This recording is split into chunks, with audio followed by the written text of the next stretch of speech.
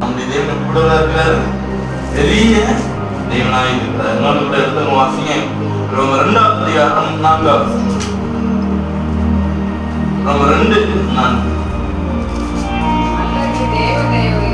அல்லது தேவதயவு நீ குணப்படும்படி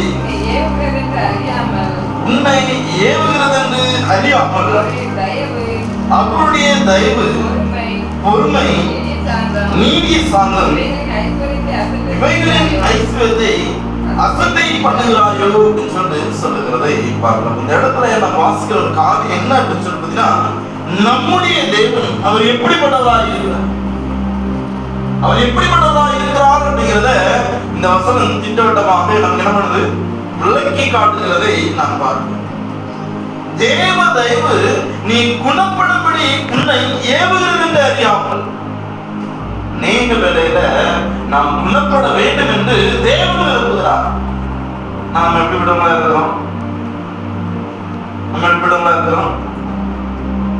தேவனுடைய மாமி என்ன பண்ணாங்க? ஜபத்தினால படுக்கையில இருந்தாங்க. ஆண்டு போய் என்ன பண்ணாரு? தொட்டு சுகப்படுத்தினார். உடனே அவங்க என்ன பண்ணாங்க? எனக்கு சரியாகல, நான் போர்த்து வந்து தூங்குவேன் அப்படின்னு சொல்லி தூங்குனாங்களா? என்ன நடந்துச்சு? உடனே இருந்துச்சு வேலை என்ன பண்ணிட்டாங்க? செய்ய ஆரம்பிச்சாங்க. ஆனா நம்ம எப்படி இருக்கிறோம் தெரியுமா? எந்திரிச்சோம்னா என்ன பண்ணுவாங்க? வேலை செய்ய சொல்லுவாங்க. சும்மா இருக்க விட மாட்டாங்க. இன்னைக்கு ஆபீஸ்க்கு என்ன பண்ண முடியாது, லீவு போட முடியாது. இன்னைக்கு பள்ளிக்கூடத்துக்கு போயே ஆக வேண்டும். இந்த சாக்கு போக்குவரத்துலாம் காரணம் இருக்கிறதுனால நம்ம என்ன பண்றது இல்லை, உண்மையை நம்ம ஏற்றுக்கொள்வது. நான் சொல்றாரு குணப்படும் முடியும்.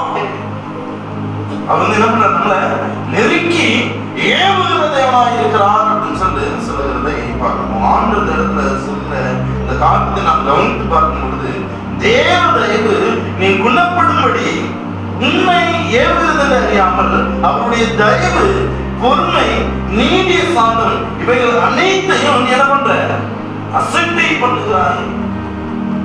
தேவன் நம்ம மேல எவ்வளவு தயவா இருக்கிறாரு, தேவன் நம்ம மேல எவ்வளவு இரக்கமா இருக்கிறாரு, அவர் நம்மை எவ்வளவாய் பார்க்கிறாரு.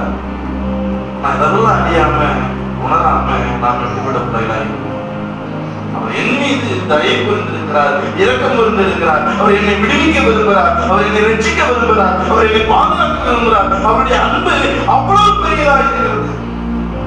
தேவன் அளவற்ற அன்பை என்ன பண்ணியிருக்கிறாரு, வைத்திருக்கிறார். அந்த காரியம் நம்ம இடத்துல புரிந்ததாக விளங்கிக் கொண்ட பிள்ளைகளாய் நாம் இருக்கிறோம். முதல்ல நாம் புரிந்து கொள்ள வேண்டிய காரியம், தேவன் எப்படி இருக்கிறார், நல்லவரா? தேவன் நல்லவரா இருக்கிறார்னா அவருடைய பிள்ளைகளாக நாம் எப்படி இருக்கணும், நல்ல பிள்ளைகளா.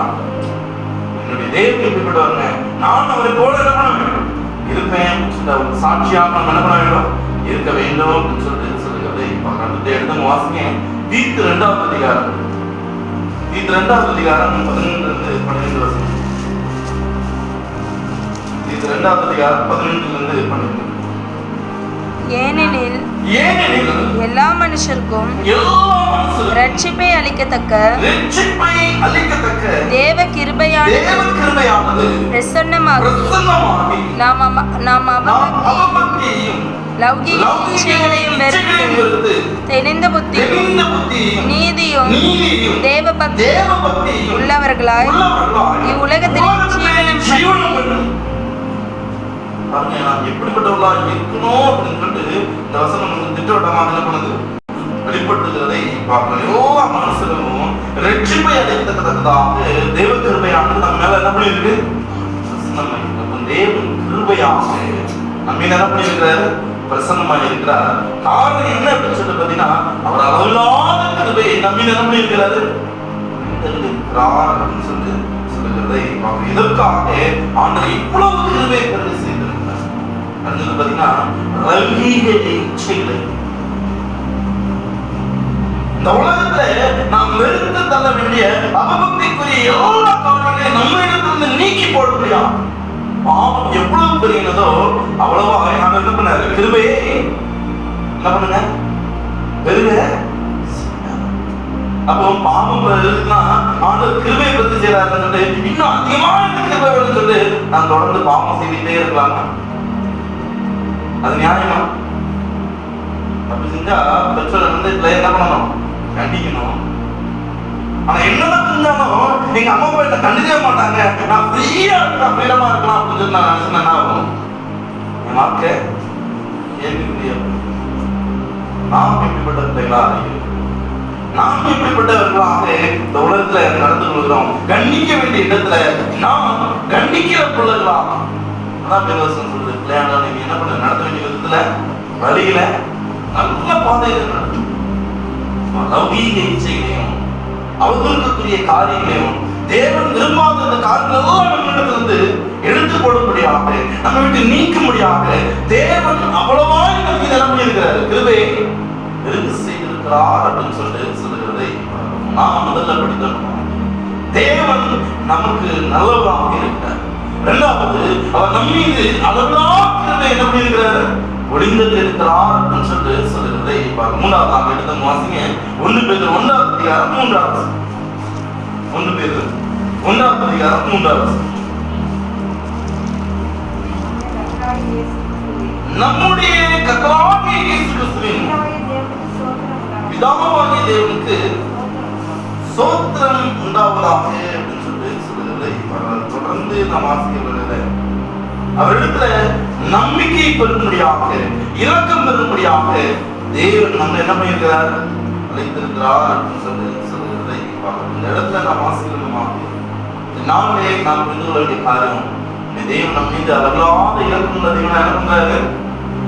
நாம் எப்படிப்பட்ட அவர் இருக்கிறது நாம் இருக்கிறோமா? அவர் இறங்கி கொடுக்கிறது போல நாம் இறங்கி கடன் கொடுக்கிற பிள்ளைகளா இருக்கிறோமா? அவர் மற்ற இடத்துல இரக்கம் பாராட்டுகிறது போல நாமும் எல்லா இடத்திலும் இரக்கம் பாராட்டுகிற பிள்ளைகளா இருக்கிறோம். அவரிடத்தில் வந்த ஒருவரையும் அவர் என்ன பண்றதில்ல, புறமே தருகிற தேவன் இல்லை அப்படின்னு சொல்லுகிறதை நாம் எப்படிப்பட்டவர்களா இருக்கிறோம்? நாம் அப்படிப்பட்ட பிள்ளைகளாக நாம் மற்ற இடத்துல இரக்கம் பாராட்டுகிற பிள்ளைகளாக இருக்கிறோம். நம்முடைய தேவன் எல்லாருக்கும் என்ன பண்றாரு? இரக்கம் பாராட்டுகிற தேவனா? அதான் சொல்ற, நான் சாந்தமும் மனத்தாழ்மையும் நீதிய ஒருமையுள்ள தேவனாக இறக்குள்ள தேவனாக என்ன பண்றேன்? அதான் சீக்கிரத்துல சொல்லும் போது சொல்றாரு, நான் இருக்கிறதாகவே என்ன பண்றேன்? நேற்று நின்று நாம் என்று சதாகாலமும் மாறாத தேவன். தேவன் ஒரு தடவை சொல்லிட்டாருன்னா அது மறுபடியும் என்ன பண்றதுல மாற்றுகிற தேவன். அவர் மாறாதவராக இருக்கிறது போல நாம் அவரை போல மாறாத இரக்கம் பாராட்டுகிறதை கிருபை பாராட்டுகிறதை நாம் என்ன பண்ண வேண்டும்? இருக்க வேண்டும் அப்படின்னு சொல்லுகிறதை பாராட்டு வாசிங்க. 2 தெசலோனிக்கேயர் 1ஆம் அதிகாரம் 6ஆவது. 2 தெசலோனிக்கேயர் 1ஆம் அதிகாரம் 6ஆவது.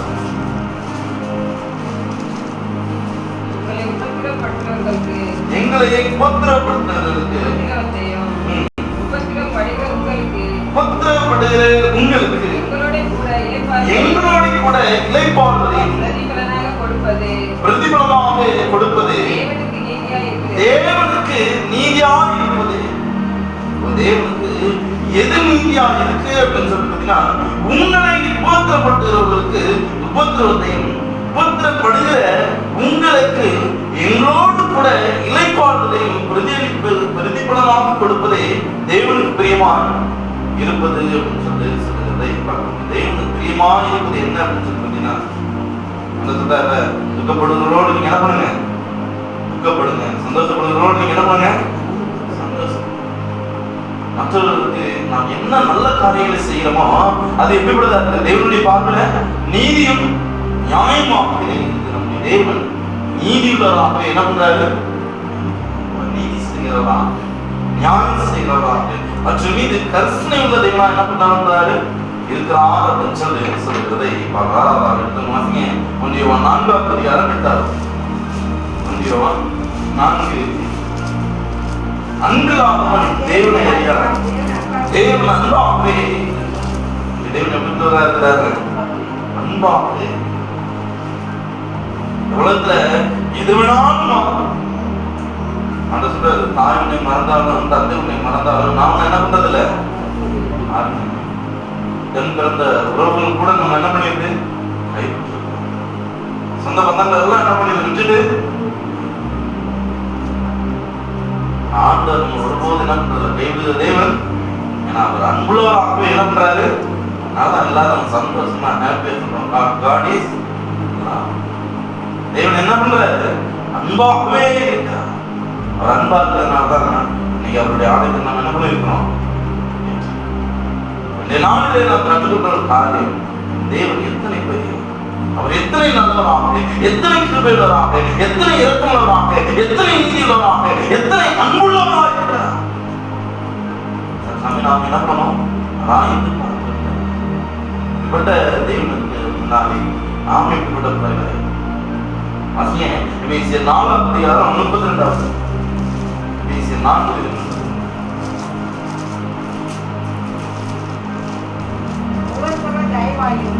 ஒருவருக்கொருவர் தயவாயும் மனவுருக்கமாயும் இருக்கிறது. கிறிஸ்துவுக்குள் தேவன் உங்களுக்கு மன்னிக்கிறது போல நீங்களும் ஒருவருக்கொருவர் மன்னியுங்கள். பாருங்க, கிறிஸ்துவுக்குள்ள தேவன் எப்படி மன்னிக்கிறார், அதே போல நீங்க என்ன பண்ணுங்க, நல்லா பாட்டு பாடணும். மன்னியுங்கள் என்று சொன்னவரே மன்னிக்கும் இருந்தார். பாட்டுடைய வரியில கேட்கும் போதே நமக்கு புரியுது, மன்னிக்கிற இருதயம் என்ன இல்ல நம்ம இடத்துல. எப்படி என்ன திட்டினாலும் நான் மன்னிக்க முடியும், எப்படி என்ன காயப்படுத்தினாலும் நான் மன்னிக்க முடியும், எப்படி எனக்கு துரோகம் பண்ணாலும் நான் மன்னிக்க முடியும். அந்த வார்த்தை அவன் என்ன பண்ணிருக்க கூடாது, பேசிருக்க கண்டிப்பா. யாரும் மன்னிச்சாலும் எவன் வீட்டுக்கு போனாலும் அவன் வீட்டுக்கு என்ன பண்ண மாட்டேன், போக மாட்டேன். அவன் மன்னிக்கவும் அந்த தமிழ்லே பிடிக்காத வார்த்தை என்னது என்னது, அந்த ஆண்டு அதான் பிடிச்சிருக்குங்கிறாரு. நம்ம என்ன பண்றோம், அதான் பிடிக்கல. இதெல்லாம் தேவனுக்கு பிடிக்குமோ அதெல்லாம் யாருக்கு பிடிக்காது, யாருக்கு பிடிக்காது, சாத்தான். ஒரு காரணம் புரிஞ்சுக்காங்க, மன்னிக்கிற குணம் நம்ம இடத்துல இல்லைன்னா, அந்த மன்னிக்கிற அந்த தன்மை நம்ம இடத்துல இல்லைன்னா நாம் எப்படி விடக்கூடாது. நம்ம நாம என்ன பண்ணணும், ஆராய்ந்து பார்க்கணும். தேவனுடைய பிள்ளை தேவன் நடந்த பாதை அவர் நினைப்பாங்க, அவர் மன்னிக்கிறவரா இருந்தார். நாம எப்படி விடலாம் இருக்கணும், மன்னிக்கிற பிள்ளையா இருக்கணும் சொல்லிட்டு சொல்லுகிறதை வாசிக்கணும். 3:20 நாம் வேண்டிக் கொள்கிறதுக்கும் நினைக்கிறதுக்கும் மிகவும் அதிகமாக நமக்குள்ளே கிரியை செய்கிற வல்லமையின்படி நமக்கு செய்ய வல்லவராகிய அவருக்கு சபையிலே கிறிஸ்து இயேசுவின் மூலமாய் தலைமுறை தலைவருக்கும் சதாகாலமும் மகிமை உண்டாவதாக. ஆமென்.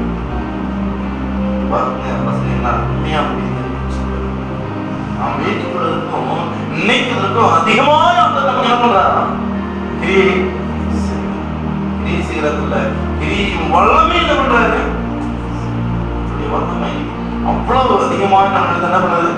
அவருக்கு பேரே என்ன அப்படின்னு நீங்க பைபிள்ல படிச்சு பாத்தீங்கன்னா, அவர் மனுஷன் இடத்துல என்ன பண்றாரு, அதிசயங்களை செய்கிற தேவன் நீரே அப்படின்னு நம்ம என்ன பண்றோம், அதிசயமான வல்லமையான காரியங்களை செய்கிறாராக அவர் எப்பொழுதும் நமக்கு நல்லதாகவே என்ன பண்றாரு.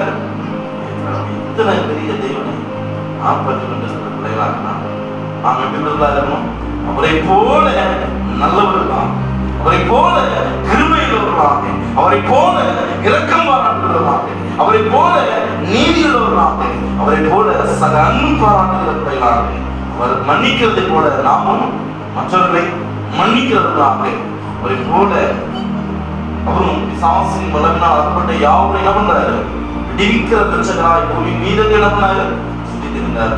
என்னை நம்புகிற பிள்ளைங்க, என்னை விசுவாசிக்கிற பிள்ளைங்க, நான் செய்த அதே காரியத்தை அவர்கள் நினைப்பாங்க. நாம் தேவனை நம்பினா, நாம் தேவனை விசுவாசித்தனா தாங்க சொல்றாரு, உன்னுடைய சுய பலத்தினால தானே இருக்கிற வந்திருக்கிற, நான் ஆராதிக்கிற தேவனுடைய நாமத்தினால வல்லமையினால் நான் எப்படி இருக்கிறேன் வந்திருக்கிறேன், நான் விசுவாசிக்கிறேன். இன்னைக்கு உன் தலையை ஆண்டு என் கையில என்ன பண்ணுவாரு. ஏன்னா தேவன் பெரிய சின்ன பையன் தான், பெரிய கோலியாத்தை விசுவாசத்தினால என்ன பண்ணான். அதே போல கடுகளவு விசுவாசம் உங்களிடத்துல இருந்தா போதும், மரத்தை வெறோடு பிடிங்கி நடக்கல அது அப்படியே என்ன பண்ணும், நாம் எப்படிப்பட்ட விசுவாசம் பிள்ளைகளா இருக்கிறோம், நாம் எப்படிப்பட்ட ஆண்டவரை தொழுகை செய்கிற பிள்ளைகளா இருக்கிறோம். இந்த ஆண்டவரை நம்பி இந்த ஆண்டவரிடத்துல உங்களுடைய காரியங்களை நீங்க ஒப்புவிக்க நீங்க ஆயத்தமா இருந்தீங்கன்னா, உங்களுடைய தேவைகள் காரியங்கள் அவர்கிட்ட சொல்ல ரெடியா இருந்தீங்கன்னா, ஆண்டவர் சொல்றாரு மீதுல அளவில்லாத கிருபையும் அவருடைய வல்லமையும் அவருடைய ஐஸ்வர்யங்களையும் அவருடைய பலமையும் கொடுக்கிற வளவராக பெரிய ஆண்டவருடைய கருத்தை உங்களுடைய வாழ்க்கை ஒப்பு கொடுக்கிற பையனாக இதோ இஸ்ரவேல் பெரிய தேவன் உலகத்துல இல்லை என்கிற அந்த நம்பிக்கையோடு அவருடைய கருத்திலே நம்ம ஒப்பு கொடுக்கிற பிள்ளைகளாக காணப்படுவோம். நாம் ஒவ்வொருவரையும்